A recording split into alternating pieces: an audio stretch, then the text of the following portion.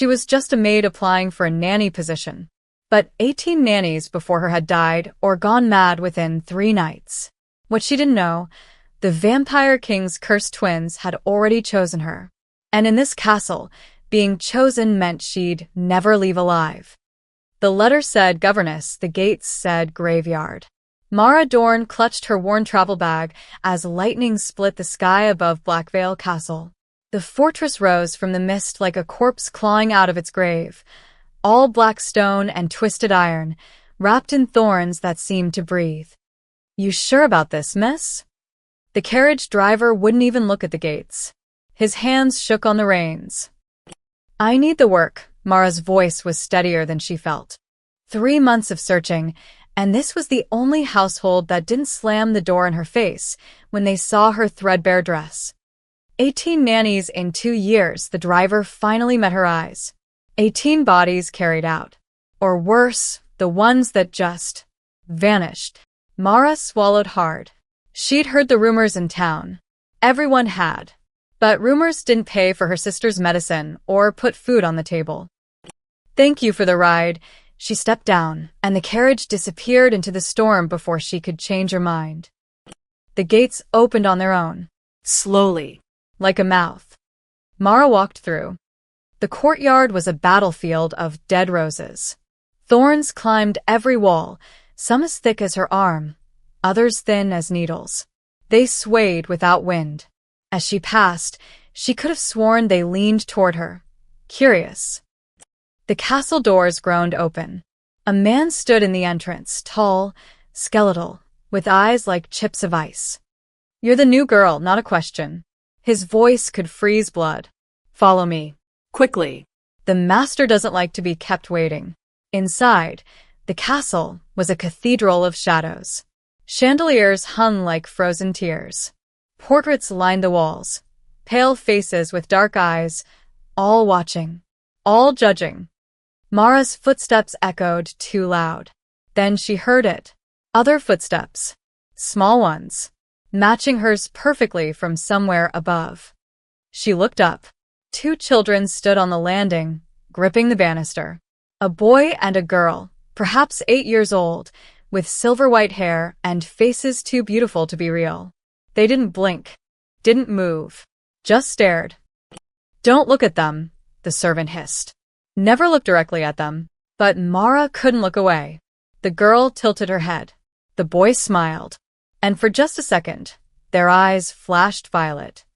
The servant grabbed Mara's arm and pulled her forward, through corridors that seemed to shift when she wasn't looking until they reached a massive door carved with symbols that hurt to read.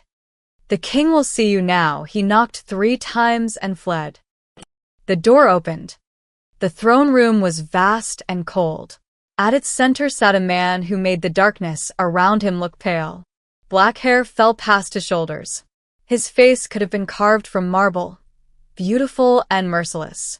When he looked at her, Mara felt her heart forget how to beat. Vampire King Draven Voss. She'd heard the stories. 500 years old. Powerful enough to level cities. Cruel enough to let them burn. "You," his voice was silk over steel. "You're not what I ordered." Mara curtsied, remembering the etiquette lessons her grandmother forced her to learn. "Your Majesty, I'm Mara Dorn. I received a letter. Asked for a governess. Someone trained in handling exceptional children." He stood, and the shadows moved with him. "Instead, they send me a human maid who looks like a strong wind could break her." The insult stung, but Mara held her ground. The letter said room, board, and twice the normal wage for childcare. "I've cared for children before, Your Majesty. I can." The last nanny lasted 6 hours. He descended the steps toward her, each footfall like a judge's hammer. She was trained in Vienna, spoke 4 languages, had references from 3 royal houses. He stopped inches away, and Mara smelled rain and iron. They found her in the West Tower, laughing at shadows. She never stopped, not even when they locked her away.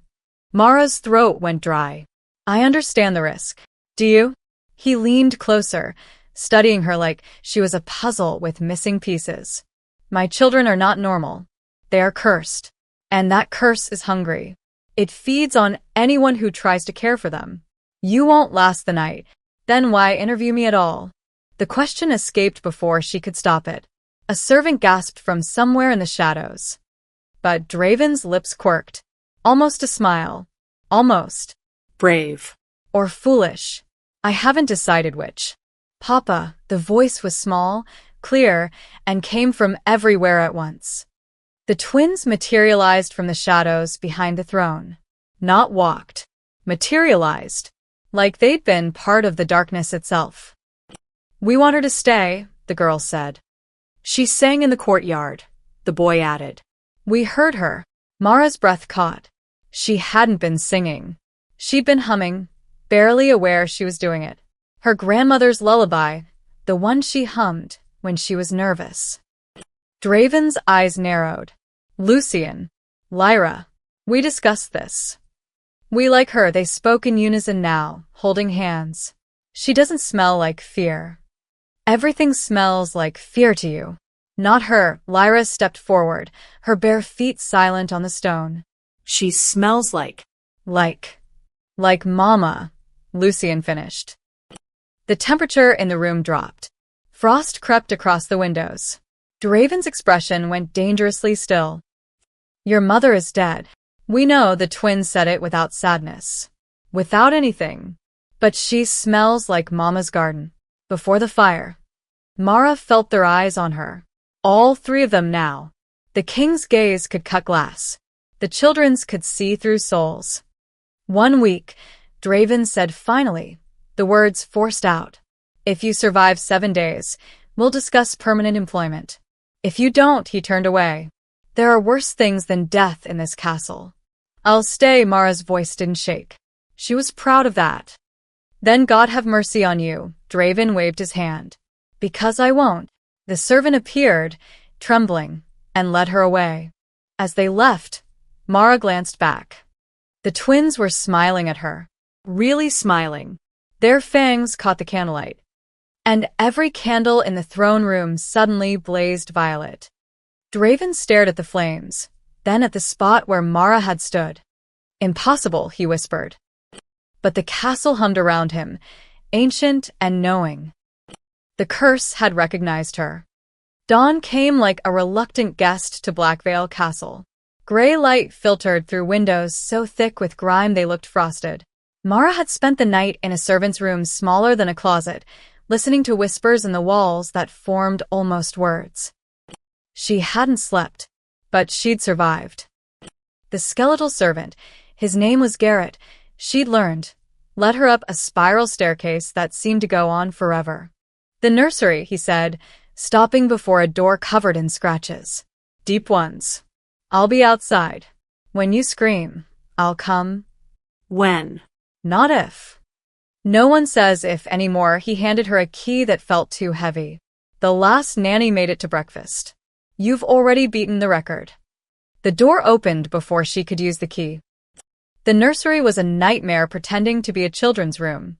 A rocking horse lay on its side, one eye missing, the other weeping something dark. Toys were scattered like casualties of war. Headless dolls, books with pages torn out, a music box that played backwards. The walls were covered in scratch marks that formed patterns. Almost symbols. Almost words. In the center of the chaos, at a small table set for tea, sat Lucian and Lyra. They looked different in daylight. More real. More dangerous. Their silver hair seemed to absorb light rather than reflect it. Their eyes, pale blue now, not violet, tracked her every movement. You came, Lyra said, surprised. Papa said you'd run, Lucian added. Mara set down the breakfast tray she'd carried up. I don't run easily. She crossed the room, glass crunching under her feet, and sat at the tiny table. The chair was child-sized. Her knees bumped the edge. Tell me about this tea party, she said calmly. The twins exchanged glances. Some silent conversation passed between them. You're supposed to be afraid, Lyra said. The others always were, Lucian continued. They screamed when we showed them our teeth. Or when the shadows moved.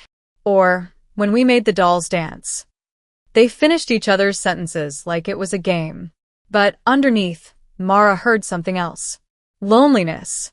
They were testing her, yes, but they were also desperate for her to pass. I grew up in a house where the floorboards screamed and the walls bled every full moon, Mara said quietly. It wasn't quite true, but her grandmother's cottage had been strange enough. Shadows don't scare me. And everyone has teeth. Lyra leaned forward. But ours are special, she opened her mouth. Her fangs extended slowly, like a cat's claws. Delicate. Deadly. Mara didn't flinch. My grandmother had a gap between her front teeth. She said it meant she could whistle to spirits. Everyone's teeth are special to someone. Lucien blinked. Then, unexpectedly, he laughed. It was a small sound, rusty from disuse, but genuine. You're strange, he said. So are you. I think we'll get along fine. The temperature in the room shifted, warmed slightly. The shadows in the corners retreated an inch. Will you sing? Lyra asked suddenly. The song from yesterday. In the courtyard. Mara hadn't realized they'd heard her from inside the castle. It's just an old lullaby. My grandmother taught me. Sing it anyway. So Mara sang. Soft and low, the melody her grandmother hummed during storms. Hush now, little moon, little star. The dark cannot touch what you are. Blood and bone and light within. The night ends where you begin. The effect was immediate. The scratching sounds in the walls stopped. The backward music box went silent. And most incredibly, the twins' fangs retracted smoothly, disappearing behind normal-looking teeth. They stared at her with something like wonder. No one's ever, Lyra started. Made it stop before. Lucien finished. Made what stop? The hunger, they said it together. It's always there. Whispering. Wanting. Mara's heart clenched. These weren't monsters. They were children, trapped in something they didn't understand, starving for something they couldn't name. What does it want? She asked gently. Balance, Lyra whispered. That's what Mama said in the dreams. Before they burned her. The curse wants balance, Lucien continued. Light for dark. Life for death. It takes and takes. Until there's nothing left, Lyra finished. A sound made Mara turn. In the doorway stood Draven, so still he might have been there for hours. His expression was unreadable, but his hands gripped the doorframe hard enough to crack the wood. They haven't retracted their fangs in 3 years, he said quietly. How? Mara stood, brushing off her skirt. I just sang them a lullaby, Your Majesty. No. He stepped into the room, and Mara noticed the way the twins immediately tensed. No one just does anything in this castle. Who are you really, Mara Dorn? I'm a maid who's good with children. Liar, but he said it without anger, with something closer to fear. The curse should have marked you by now. You should be screaming or dead or begging to leave. Mara met his gaze. Maybe her curse is tired of collecting nannies. For a long moment, Draven stared at her.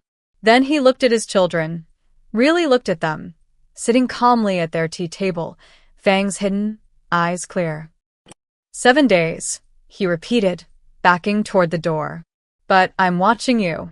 When he left, the twins turned to Mara with matching smiles. Papa's scared, Lyra said gleefully. He's never scared, Lucien added. And somewhere deep in the castle, something ancient purred with satisfaction. By the 3rd day, Mara had established a routine. Morning songs in the nursery. Afternoon lessons. Lucien loved numbers. Lyra devoured stories. Evening walks in the dead garden where the twins taught her which thorns were safe to touch. She should have been content. But the mystery gnawed at her. Why did the curse ignore her? Why did her grandmother's lullaby calm the twins when nothing else could? And why did she dream every night of a woman burning, screaming not in pain but in rage? The answers, she suspected, were in the library. Garrett had warned her the first day. The king's library is forbidden. Only he has the key. But Mara had grown up picking locks on her grandmother's medicine cabinet. Some skills never faded. She waited until midnight, when Draven left for his nightly patrol of the borders. The library door opened with barely a whisper. Inside, the room stretched impossibly vast. Books lined walls that reached toward shadows instead of ceilings. The air tasted of old paper and older magic. Mara lit a candle and began searching. She wasn't sure what she was looking for until she found it. The portrait hung in an alcove, half hidden by curtains. A woman with dark hair and eyes that burned even in paint. She wore a crown of thorns and held two infants, silver-haired and solemn. At her throat hung a pendant, a crest of intertwined thorns and stars. Mara's hand went to her own neck. Her grandmother's pendant, the only thing of value she owned, hung beneath her dress. She pulled it out. The crests were identical. "No," she whispered. "That's impossible." She tore through the shelves, pulling down books until she found one bound in what looked disturbingly like skin. The bloodline of Seraphine the Scorned. Her hands shook as she opened it. Seraphine Merithiel, last daughter of the Thorn Witches, broke the ancient covenant by loving Draven Voss, the vampire king. For this betrayal, her coven burned her at the stake. With her dying breath, she cursed her children, that any who tried to love them would feed the void her death created. Balance demanded. Life for life. Love for loss. Mara's throat tightened. She kept reading. But Seraphine's bloodline did not end with her. Her younger sister, Alara, fled east with Seraphine's grimoire and the family crest. The Merithiel line continued in hiding, their magic dormant, their names changed. Waiting. The page showed a family tree. Seraphine's branch ended in flames. But Alara's continued down, down, down through generations until... Mara's finger traced the line to the last name. Dorn. Previously Merithiel. Magic dormant. Location unknown. The candle fell from her numb fingers. She caught it before it hit the book, but a drop of hot wax splashed her hand. She hissed, and in her distraction, the page's edge sliced her thumb. Blood welled up. A single drop fell onto the crest drawn in the book. The reaction was instantaneous. The blood didn't absorb into the paper. It glowed. Brilliant violet light spread through the ink like veins, racing across the page, illuminating the text until the words rearranged themselves into a message that wasn't there before. When blood calls to blood, the lost shall be found. When the last daughter comes home, the scales can be balanced. One life freely given can break what one death created. The shadows in the library came alive. They whispered her name. Not Mara, but something older, something that resonated in her bones. Merithiel, Merithiel, the lost daughter returns. What are you doing? Maraspun. Draven stood in the doorway, his eyes blazing red. Not the calm, controlled king from the nursery. Something ancient and furious. I can explain. You broke into my private library. He crossed the room in a blur, slamming the book shut. But not before he saw the glowing crest. His expression shifted from rage to shock. Your blood. It reacted. I didn't know, Mara said quickly. I swear I didn't know what I was. Merithiel, he grabbed her wrist, staring at her pendant. His grip was iron. You're her bloodline. Seraphine's. My grandmother never told me. I thought we were just, Mara's voice broke. I thought we were nobody. Draven released her like she'd burned him. He paced, running hands through his hair, and for the first time, Mara saw him not as a king but as a man unraveling. Do you understand what this means? His voice was raw. The curse recognizes you. That's why it hasn't killed you. You're not a stranger to feed on. Your family. The twins, Mara breathed. They said I smelled like their mother. Because you share her blood, Draven laughed, but it held no humor. 300 years I've searched for a way to break this curse. I've consulted oracles, bargained with demons, burned through fortunes on false prophets. And the answer walks through my gates by accident, applying for a maid's position. He looked at her with something between hope and horror. You could end this, he whispered. The prophecy in that book, one life freely given. Your life, Mara. Your blood could break the curse. The library seemed to hold its breath. But it would kill you, Draven continued. Just like it killed Seraphine. Mara touched her pendant. Her grandmother's voice echoed in memory. This will protect you when I can't. Remember, little moon, some debts are paid in blood. She thought it was just an old woman's rambling. Now she understood. Her grandmother had known, had sent her here, had sacrificed her. 7 days, Mara said, steadying herself. You gave me 7 days. Let me think. Draven nodded slowly, but his eyes held a warning. Don't tell the twins. They've lost enough. As Mara left, she felt the library's shadows caressing her hair, welcoming her home. The next 2 days passed in agonizing normalcy. Mara played with the twins, sang her lullabies, and pretended her world hadn't shattered. But every time she looked at Lucien and Lyra, at their genuine smiles, their rare laughter, the weight of what she'd learned pressed harder. She was their salvation. And their doom. On the evening of the 5th day, a servant summoned her to the throne hall. Not Garrett this time, but a woman with hollow eyes who wouldn't meet Mara's gaze. The king demands your presence. Now. The throne room was different at night. Candles burned in formations that looked ritualistic. Draven stood before a massive fireplace, staring into flames that cast a shadow across the entire room. He didn't turn when she entered. Close the door. Mara obeyed. The silence stretched until she couldn't bear it. You wanted to see me, Your Majesty? I've been investigating your family. His voice was flat, dangerous. Your grandmother, Alara Dorn, died 6 months ago. But before that, she sent letters to witch covens across 3 kingdoms, asking about the curse, about Seraphine's children. Mara's blood went cold. She never told me. She was preparing you. Draven finally turned. His face was a mask of controlled fury. She knew exactly what you were, what you could do, and she sent you here anyway. To break the curse, Mara whispered. To die. He moved toward her, each step deliberate. The ritual is clear. The last living descendant of Seraphine must willingly give her life. Her blood, mixed with the children's and mine, can unravel what Seraphine's death created. Balance restored.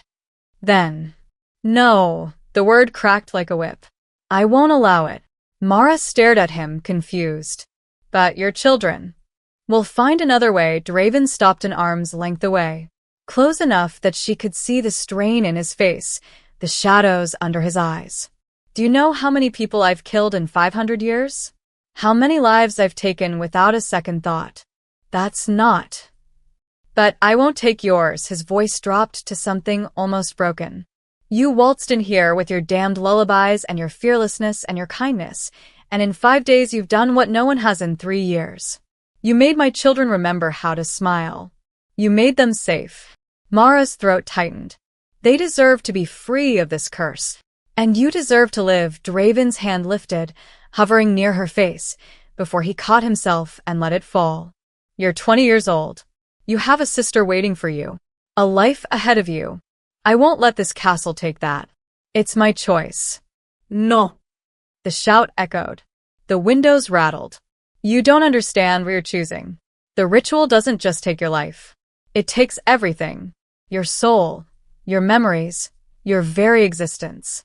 The curse will consume you completely. There won't even be a body to bury. Mara felt tears prick her eyes, but blinked them back. Better me than more innocent nannies. Better me than watching those children suffer. Why? Draven's composure finally cracked. Why would you do this? You owe us nothing.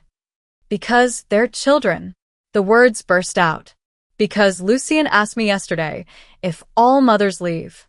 Because Lyra has nightmares about burning and wakes up screaming. Because I've watched you sit outside their door at night, listening to make sure they're breathing. Draven flinched as if struck.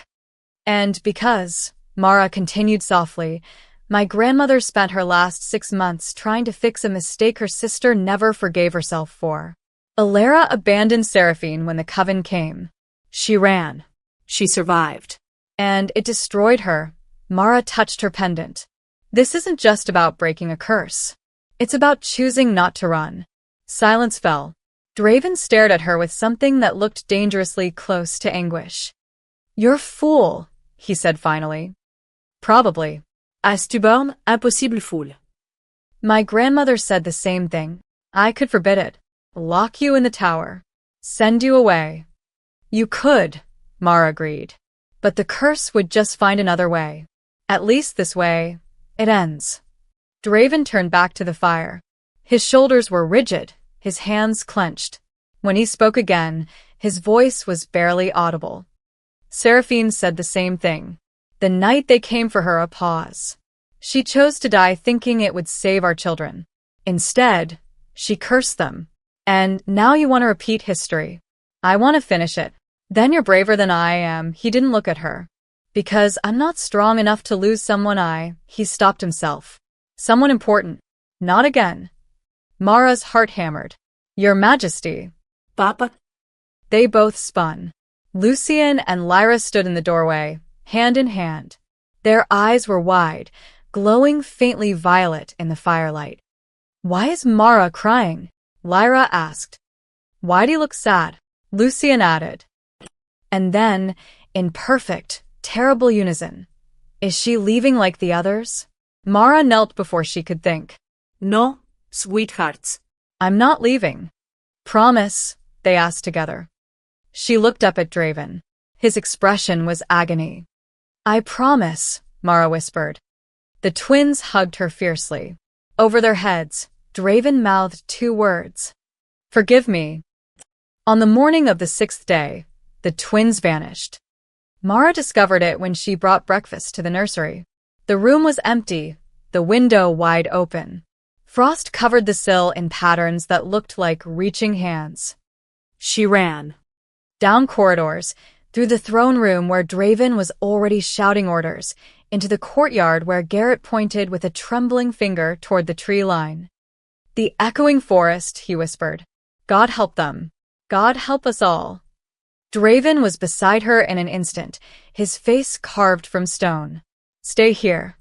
No. Mara grabbed a cloak from a hook. They trust me. If they're scared, the forest will kill you. Then come with me. She met his eyes. But I'm going. Something flickered across his face. Frustration, admiration, fear. He nodded once. Stay close. Touch nothing. And if you hear your name, don't answer. They plunged into the forest. The echoing forest earned its name. Every footstep repeated a dozen times. Every breath became a chorus. The trees were twisted things, their branches forming shapes that almost looked like letters in a language Mara didn't know but somehow understood. Hungry. Waiting. Remembering. They came this way, Draven said, pointing to small footprints in the moss.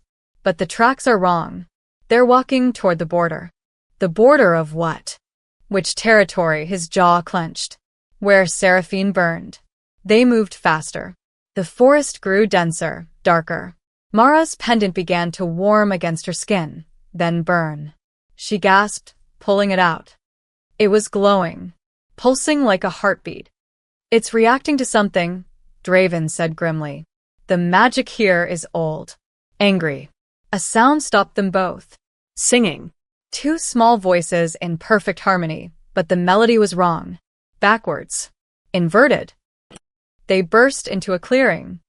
Lucien and Lyra stood in the center, surrounded by shapes that weren't quite there. Phantom figures made of mist and memory, circling the children like sharks. The twins' eyes were pure violet now, glowing so bright it hurt to look at them. My cursed little sons, one of the phantoms crooned. It had the shape of a woman, but its face kept shifting. My beautiful babies. Come home. Come burn with Mama. Seraphine. Draven's voice was strangled. The phantom turned. Its face solidified for a moment, sharp and beautiful and full of rage. Draven. You let them suffer. You let my curse eat them alive. I've tried everything. Not everything, the phantom smiled with too many teeth. You haven't given them what they need. Balance.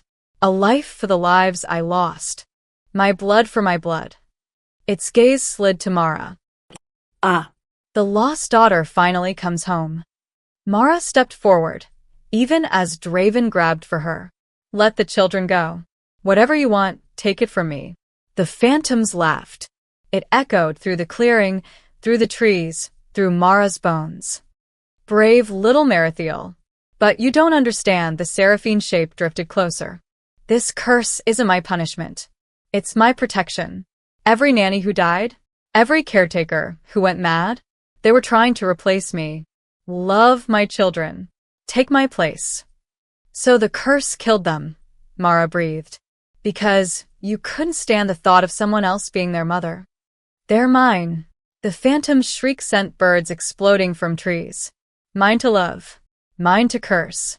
Mine too. Stop. Lyra screamed. Tears streamed down her face. Mama, please stop.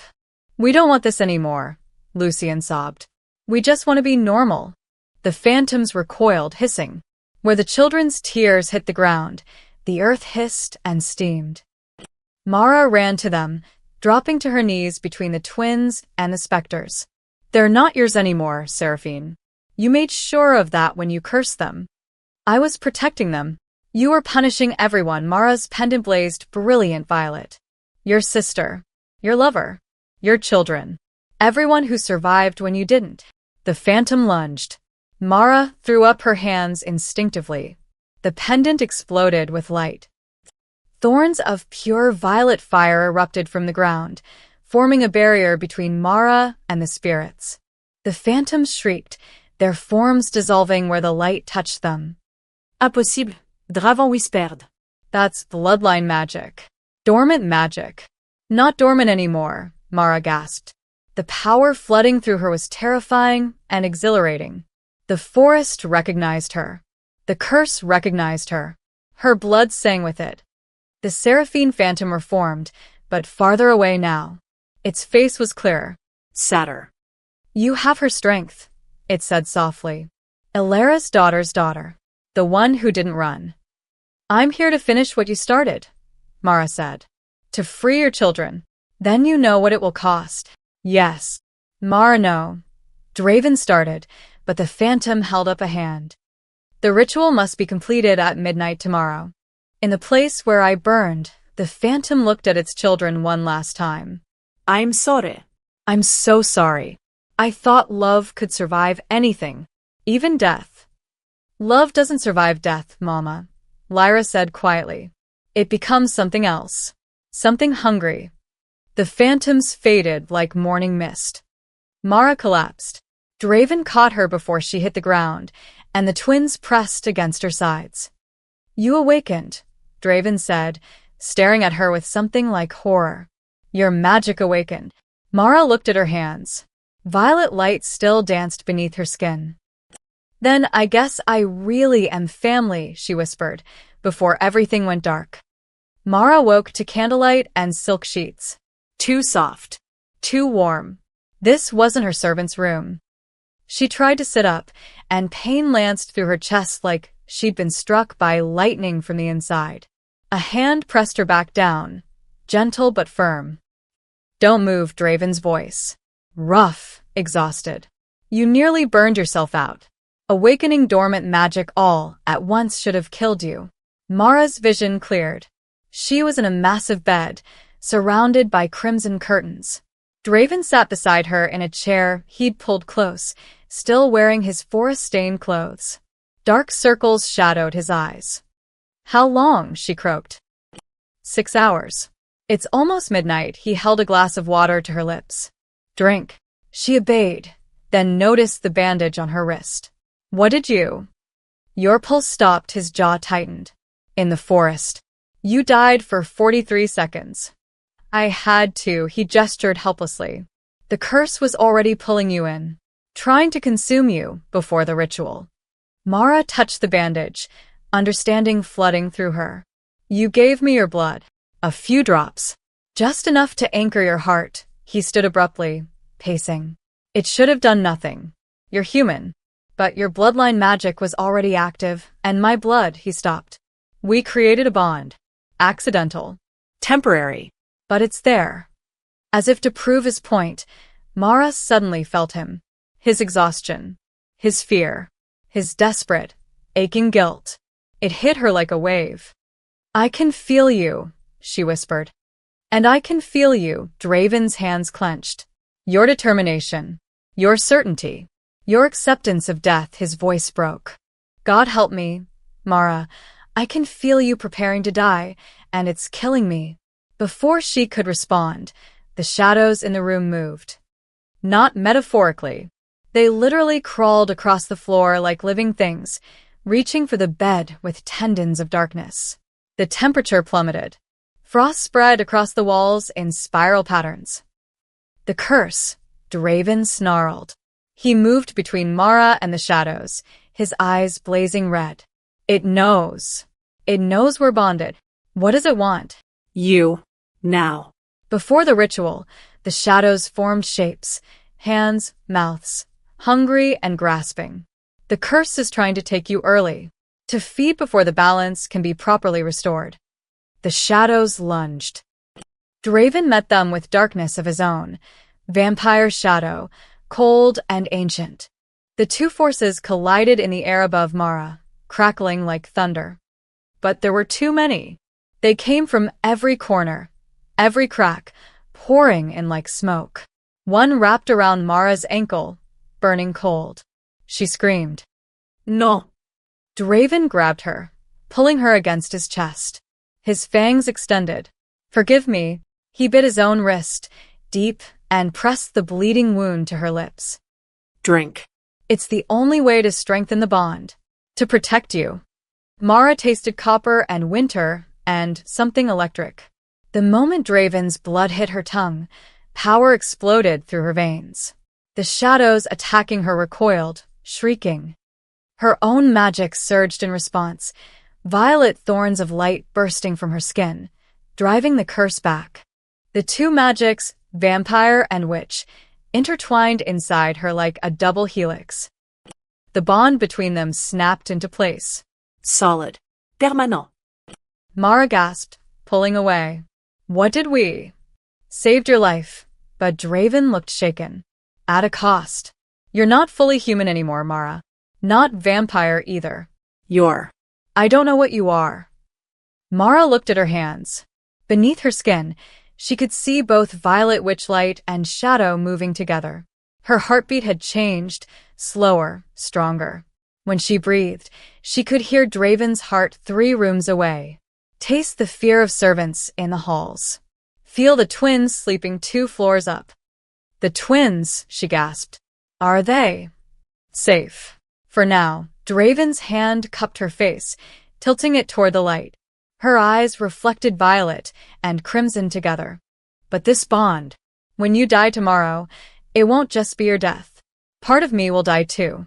Then don't let me do it. I can't stop you." His thumb traced her cheekbone. "I feel your conviction, your love for them. It's stronger than my ability to refuse you anything." The admission hung between them. Through the bond, Mara felt what he couldn't say. The centuries of loneliness. The weight of loving Seraphine and losing her. The terror of caring again. "I'm sorry," she whispered. "Don't be," he leaned his forehead against hers. "These 5 days with you, they reminded me what it means to feel, even if it hurts." A sound from the window made them both turn. A raven sat on the sill, its eyes glowing purple. It dropped something, a black rose, and flew away. Draven picked up the flower. Attached was a note in spidery writing. "The Witch Council knows. They're coming for the children at dawn. The ritual must happen tonight. Now. Or never." It was signed with Seraphine's crest. Mara and Draven stared at each other. "We're out of time," she said. Then we faced them together. Draven pulled her to her feet. "But Mara? Whatever happens." Through the bond, she felt everything he couldn't say. "I know," she whispered. "I feel it too." They had 4 hours until dawn. And an entire coven to face. The Witch Council arrived like a storm made flesh. Mara stood on the castle ramparts beside Draven, watching the horizon ignite with violet fire. Dozens of figures approached, their robes billowing with unnatural wind. At their head walked a woman crowned in bones, the High Crone. "They'll tear the castle apart to get to the twins," Draven said grimly. His army of vampire guards assembled behind them, but even they looked uncertain. "The council believes Lucian and Lyra are abominations. Half-breeds who shouldn't exist." "They're children," Mara said, her voice steady despite the fear coursing through her. "To them, they're loose ends." Seraphine's final mistake, his hand found hers. Through the bond, she felt his battle calm settling over him. "If this goes wrong, it won't." Mara squeezed his fingers. "Wake the twins. Bring them to the ritual chamber. I'll buy us time. Mara, trust me." She kissed him. Quick, fierce, desperate. Then she jumped from the rampart. Her magic caught her, violet thorns of light forming a staircase in midair.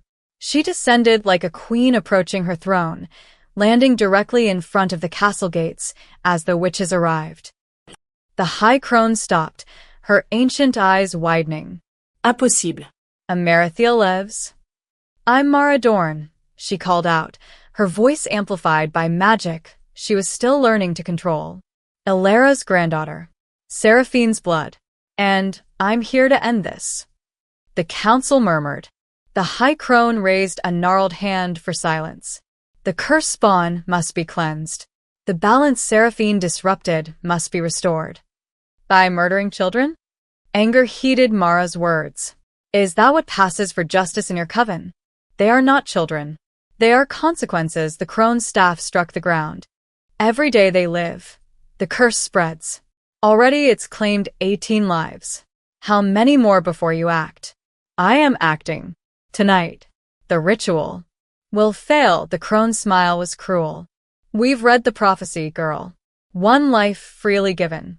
You think your death will break what Seraphine's created? No. It will only feed it, make it stronger." Mara's confidence wavered. "You're lying." "Am I?" The Crone gestured, and phantom shapes materialized, the nannies who died. Their faces twisted in agony. Each thought they were special. Each believed their sacrifice mattered. The curse devoured them all. "She's different." Draven's voice rang out. He stood at the gates now, the twins on either side of him. "She's bloodline. The last daughter. Which is precisely why she'll fail." The Crone pointed her staff at Mara. "Seraphine wasn't cursing her children, fool vampire. She was cursing her bloodline. Every Marathiel who tries to break the curse becomes part of it. Why do you think Ilera had never tried? She knew. She ran because she knew." Ice flooded Mara's veins. "No. "My grandmother sent me here to sacrifice you. To end the Marathiel line completely." The Crone's laugh was brittle. "Either you die in the ritual and feed the curse, or we kill you now and the curse starves. Either way, it ends." "No." Lucian's scream tore through the air. Power exploded from him, raw, uncontrolled. The ground cracked. Castle stones fell. "They're losing control." Lyra clung to her brother, her own magic spiraling out in waves of violet fire. The twins' combined power hit like a hurricane. Witches flew backwards. Vampire guards were thrown against walls. The curse, sensing chaos, erupted from the castle itself, shadows pouring out like blood from a wound. "Mara!" Draven fought toward her through the maelstrom. "The twins, if they release too much power, they'll destroy everything." Mara understood in a crystalline moment of clarity. The curse didn't need her death. It needed balance. Light and dark. Witch and vampire. Life and death. One person holding all of it, containing it. She ran toward the twins, dodging spells and shadows. Lyra's hand found hers. Then Lucian's. The three of them connected. Bloodline to curse, curse to magic. "I'm not giving my life," Mara shouted over the chaos. "I'm giving my humanity. My mortality. Everything I was born to be." "Mara, don't." Draven's anguish ripped through their bond. "This is the balance Seraphine wanted. Not death. Transformation. The twins understood.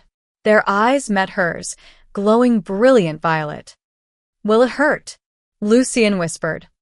Probably, Mara smiled through her tears. But we'll do it together. She pulled them close and opened herself completely to the curse. Let it pour in. All the darkness, all the hunger, all the centuries of rage and grief. It flooded through her like poison, like fire, like drowning in shadows. But she didn't fight it. She absorbed it, held it, transformed it. Her veins lit up like lightning, violet and crimson and gold all at once. Her scream echoed across the battlefield as her humanity burned away, replaced by something ancient, something impossible. The curse shattered. The shadows dissolved into harmless mist.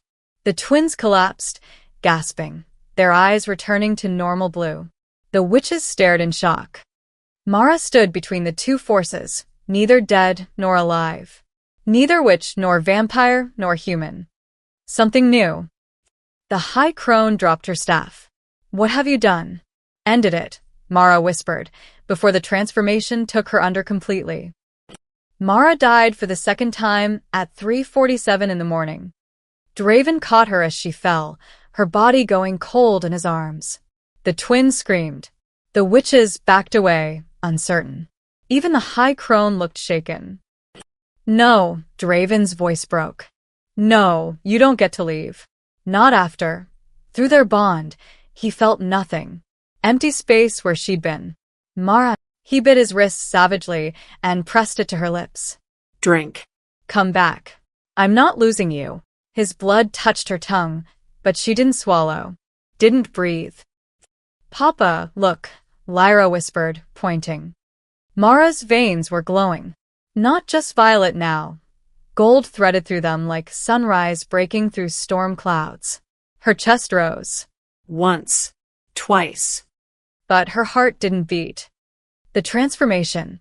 The high crone breathed, stepping closer despite herself. She's not turning vampire. She's becoming something else entirely. Draven pulled Mara tighter against him. What did the curse do to her? Not the curse.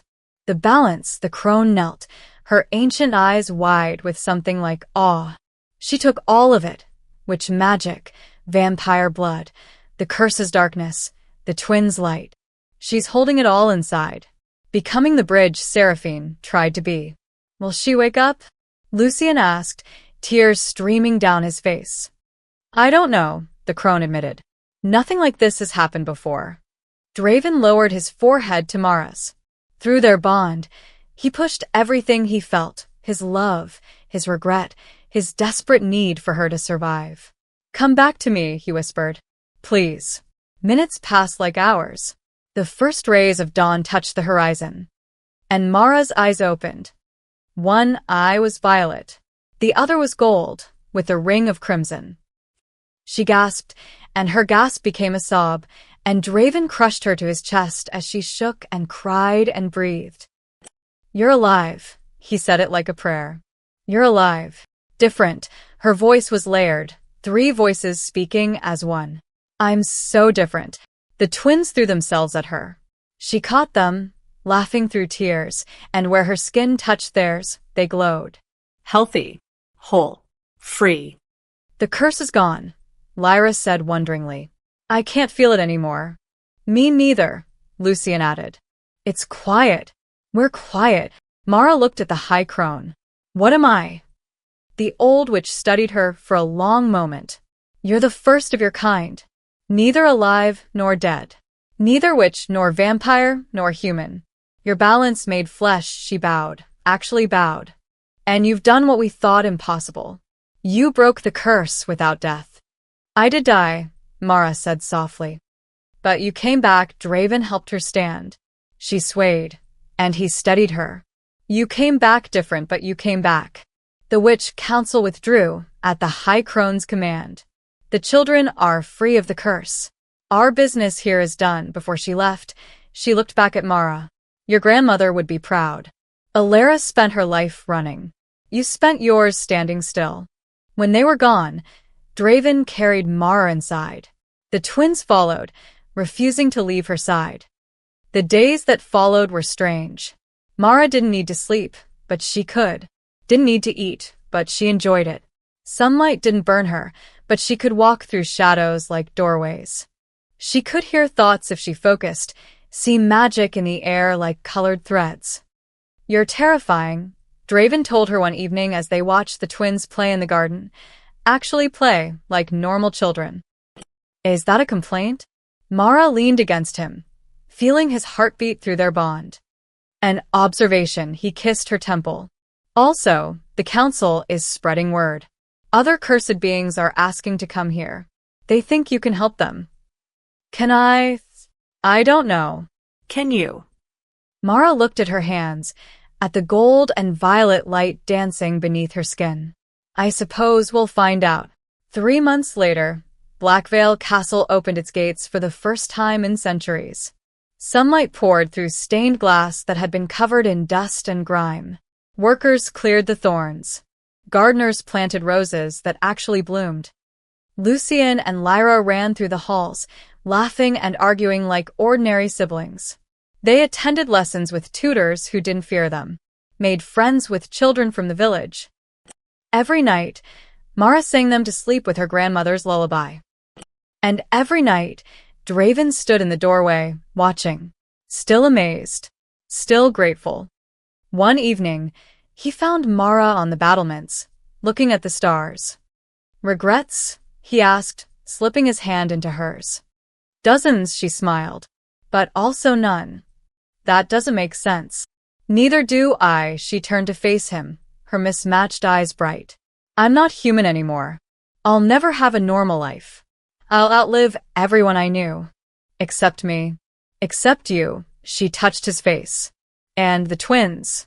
And whatever strange family we're building here." Below, in the garden, Lucien and Lyra called out goodnight to them. 2 normal voices. 2 happy children. "We did the impossible," Draven said. "We did." Mara leaned into him, feeling their bond hum with contentment.